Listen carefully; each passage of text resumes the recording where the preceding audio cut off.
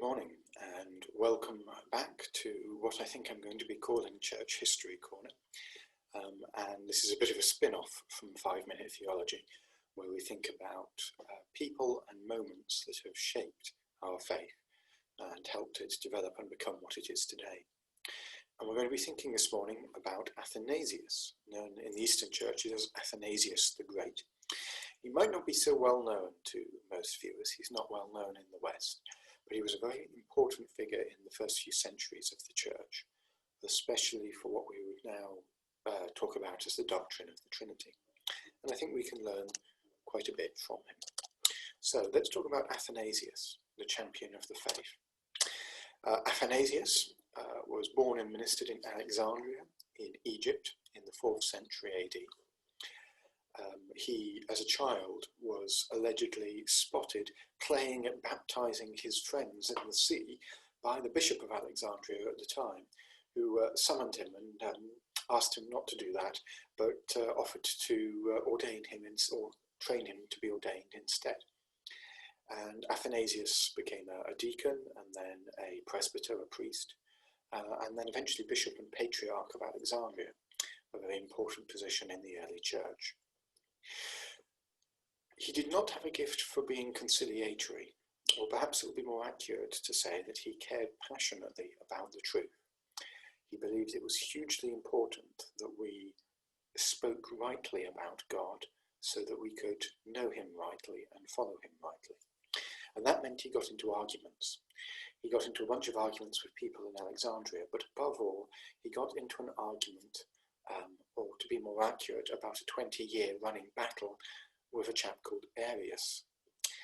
Arius was somebody in the days of the early church who suggested that Jesus wasn't really divine, that he was a human figure, part of creation, created by the Father. And Athanasius disagreed with him rather strongly, and their debate raged for many years. Sometimes Athanasius was winning and Arius got in trouble with the Roman authorities. Other times Arius was winning and Athanasius was in trouble.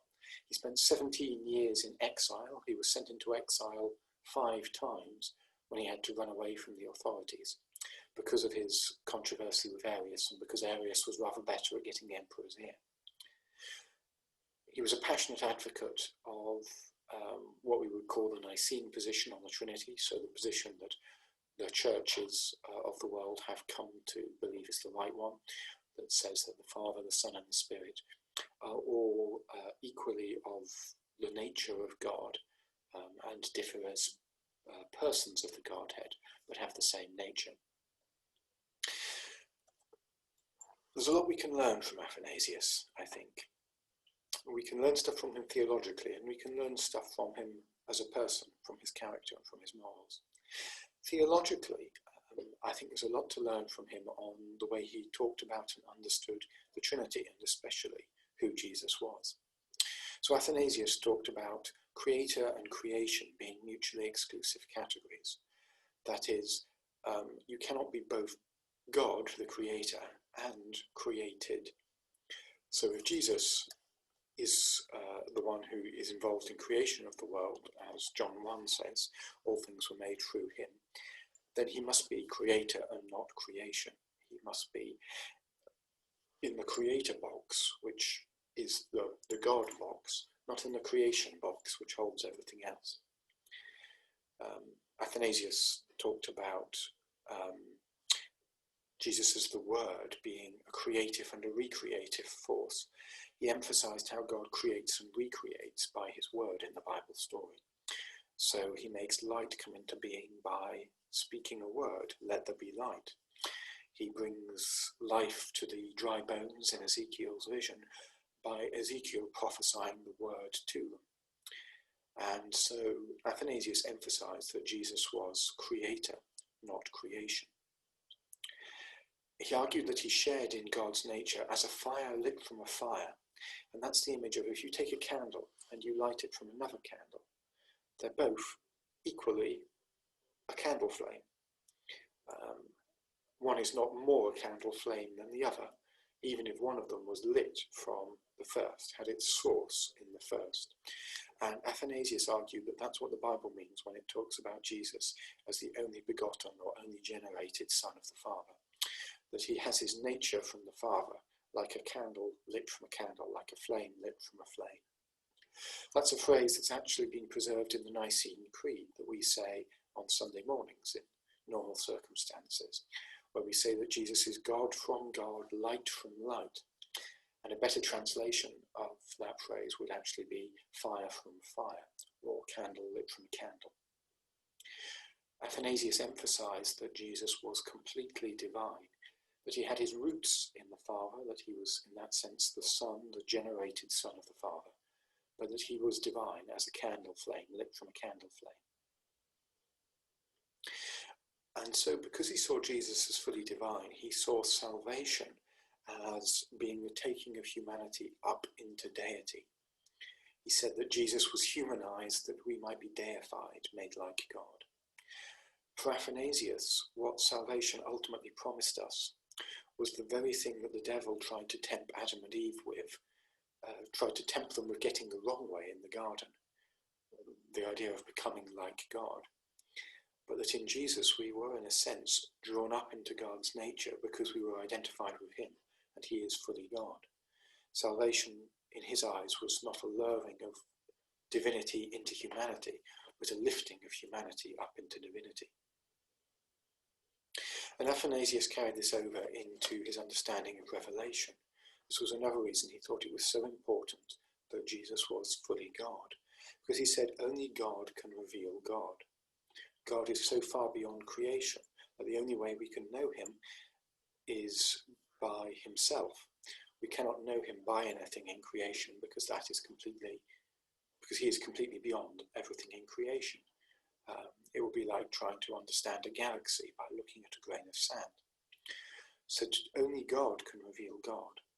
God is, in his view, completely beyond human knowing if he doesn't reveal himself, but he does reveal himself by his word, and above all in Jesus, who is God the Word, who is fully God. Mediation, Athanasius says, requires membership. So for Jesus to mediate between God and man, for him to explain God to man, reveal God to man, and represent man to God, he has to be completely a member of both categories. He must be fully God, and he must be fully man, fully human.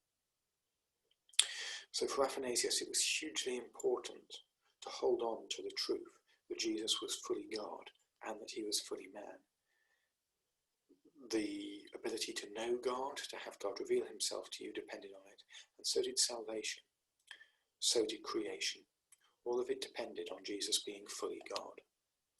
Now this might sound like a bit of an abstract truth, and in some ways it was, but Athanasius very much believed that truth, and especially truth about God, is the wellspring of relationship and action. That is, if you get the wrong idea about God, it will start to change how you think about him, and that'll change how you relate to him, and that'll change how you treat people and how you live in the world. Just like a very small change to the spring of a river can have big consequences downstream, or a little bit of damage to the roots of a tree can end up killing the whole tree. In Athanasius' understanding, truth about God was the root, the wellspring of our faith, and therefore it was hugely important to make sure we got it right. But this brings us to the other thing I think we can learn from Athanasius, and that's what's sometimes called courage under fire. Athanasius was under huge pressure to stop teaching what he taught about Jesus being fully God. He was under huge pressure to go along with Arius' views of who Jesus was and how the Trinity worked. And he refused. He refused even when it put him into conflict with the emperor, with the state, with the government. He refused when it meant soldiers were hunting him up and down the River Nile. He refused when his congregation was happy with him and when it was unhappy. Athanasius was willing to be unpopular. He was willing to get into arguments and conflicts and fights if he had to, because he felt it was so important to speak truth about God. It was so important not to let the truth we had received about God be distorted or damaged. Now that's very easy to say looking back to the 4th century. But it's a challenge to all of us today. Are we willing to stand up for truth? Do we really believe that it is important what we say about God? Is truth that important to us that we would be willing to go on the run for the sake of preserving it, be willing to lose our jobs and our place in society rather than back down on what we believe to be true? Athanasius was not perfect. He was grumpy, he picked more fights than he needed to, and he was not always as forgiving as he should have been to his opponents. But say this for him. Say he had courage under fire. Say he was willing to stand up for the truth, even under pressure. And that's something that Christians in every age, and especially our own, can learn. I'm going to draw stumps there. I hope that was a helpful introduction to Athanasius.